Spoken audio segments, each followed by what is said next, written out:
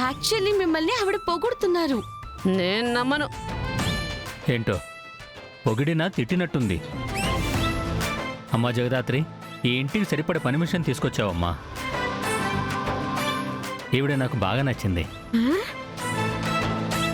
నచ్చినదా? ఏం మాట్లాడుతుండవు బా? ఆవిడంత పద్ధతి లేకుండా మాట్లాడుతుంటే పనిలో పెట్టుకుందామంటారేంటి మావయ్య గారు? జగదాత్రి చెప్పింది కదా నిషిక, ఏ ఆశ వల్ల జరుగుతున్న కన్ఫ్యూజన్ అని. అంతే వదినా, ఒక్క 2 రోజులు టైం ఇస్తే మన ఇంట్లో పద్ధతులు ఎవరు ఏంటి అని క్లారిటీ వచ్చేస్తుంది. మెల్లగా చెప్పి మార్చుకుంటే సరిపోతుంది.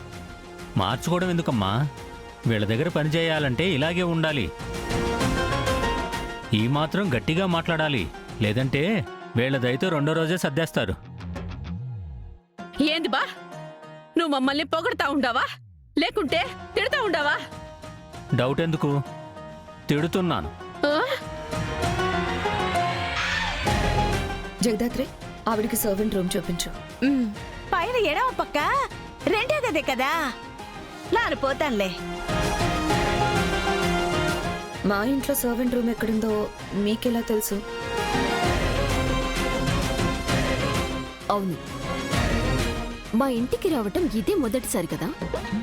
మరి రూమ్ గురించి అంత కరెక్ట్గా ఎలా చెప్తున్నావు? అంటే అది అది ఇందాకే చెప్పింది కదా నిషి, ఇంటి గురించి ఇంట్లో మనుషుల గురించి కంప్లీట్ గా తెలుసుకుని వస్తానని. మన ఇంట్లో వాళ్ళ గురించి ఇంటి గురించి అడిగితే నేను దాత్రి చెప్పాను. అది కదేటి. సరే, వెళ్ళి ఫ్రెష్ అప్ అయి పని మొదలు పెట్టండి. సరే సరే.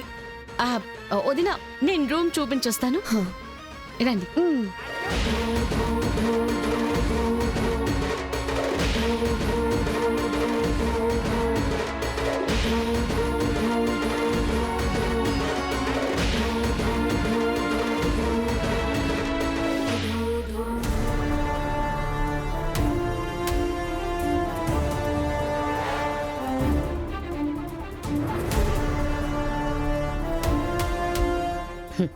మీ సోపన్ బాబు అనగానే ఎంత మురిసిపోతున్నాడో.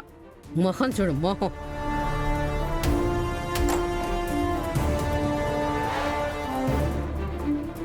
అత్తయ్య, నేను చెప్పిందేంటి, మీరు చేసిందేంటి? నువ్వు చెప్పినట్టే భాష వేషం అన్ని మార్చాను కదా జగదాత్రి. ఎవరికి అనుమానం కూడా రాలేదు కదా. అనుమానం రాకుండా దాత్రి మేనేజ్ చేసింది. అయినా మీరెందుకు నిషిని అత్తయ్యని అంతలా కాన్సన్ట్రేట్ చేశారు? ఎందుకు అలా తిట్టారు? నిజం తెలిసిన తర్వాత, నువ్వేంటో తెలిసిన తర్వాత వాళ్ళు నేను పెట్టే కష్టాలు అన్న మాటలు గుర్తొస్తుంటే ఒళ్ళు మండిపోతుంది. మీ మావ సంవత్సరికం రోజు కూడా అత్తా కోడళ్ళు నాకు రేఖకి నీ మీద ఎన్ని చెప్పారో. అందుకే వాళ్ళ మొహాలు చూడగానే కోపాన్ని కంట్రోల్ చేసుకోలేకపోయాను. అయ్యో అత్తయ్య, మీరింకా కంట్రోల్ తప్పితే నిషి ఈజీగా మీరెవరో కనిపెట్టేస్తుంది. కనిపెడితే కనిపెట్టేసింది. అయినా దానికేంటి జగదాత్రి భయపడేది? నువ్వు అమ్మాయికురాలు అనుకొని నీతో ఆడుకుంటుంది. నువ్వు జేడి ఒక్కరే అని తెలిస్తే నీ ముందు నిల్చోటానికి కూడా వణుకుతుంది. అయ్యో ఆంటీ, మీరు ఆ విషయం గురించి బయట ఎక్కడా మాట్లాడకూడదు. కేదార్ని నన్ను ఇంట్లో నుంచి పంపించడానికి నిషి వాళ్ళు కారణాల కోసం ఎదురు చూస్తున్నారత్తయ్య. మీన నుంచి మీకున్న థ్రెట్ పోకుండా మీరు బతికే ఉన్నారని తెలిస్తే, నిషి అబద్ధం చెప్పినందుకు, మోసం చేయాలని చూసినందుకు పెద్ద గొడవ చేస్తుంది. నాన్న, అక్క మమ్మల్ని ఇంట్లో నుంచి పంపించేస్తారు. నా కుటుంబం కోసం ఇన్ని రోజులు నేను పడిన కష్టం అంతా వృధా అయిపోతుంది. అయ్యో, నా కోసం మీరిప్పటికే చాలా కష్టాలు పడుతున్నారు. ఇక నా వల్ల మీకే కష్టం రాదు. మీరేం చెప్తే అదే చేస్తా. ముందు మీరు నిషితో అత్తయ్యతో ఎంత తక్కువ కుదిరితే అంత తక్కువగా మాట్లాడండి. కుదిరినంత తక్కువ కనిపించండి. అసలే వాళ్ళకి అనుమానాలు ఎక్కువ. సరే బాబు, ఇక నుంచి నా పని మాత్రమే నేను చేస్తా. అంతే అత్తయ్య, అలాగే ఉండండి. ఉమ్.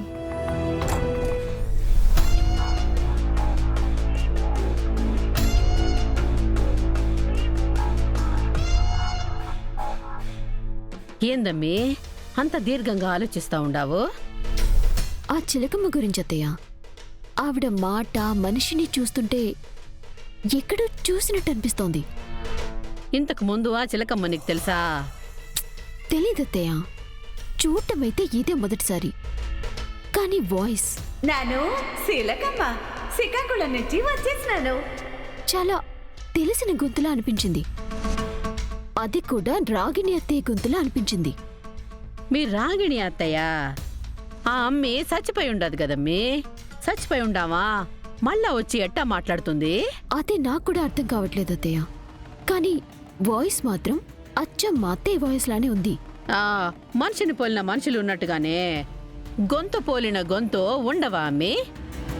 అయ్యుండొచ్చు అత్తయ్య.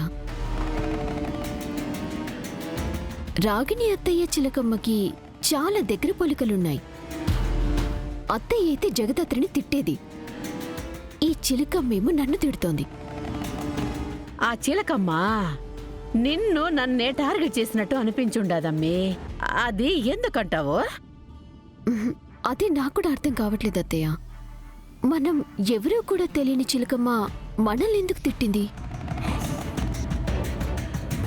ఆ జగదాత్రి ఏమైనా నేర్పించి తీసుకొచ్చిందంటారా? అయ్యుండొచ్చమ్మీ.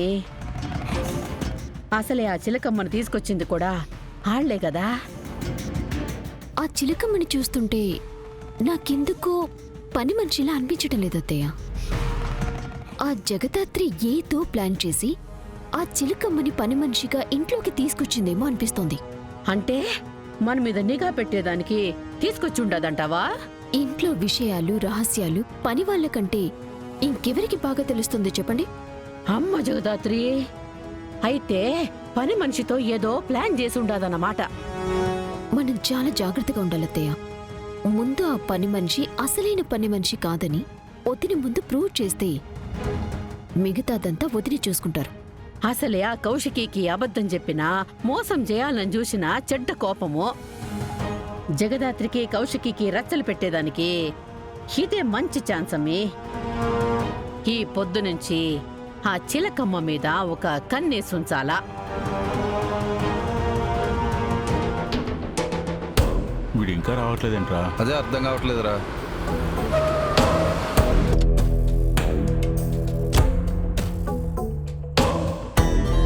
ఏంట్రా ఫోన్ చేసి అర్జెంటుగా కలవాలని పిలిచారు? రే బావా, పెద్ద ప్రాబ్లం వచ్చి పడిందిరా.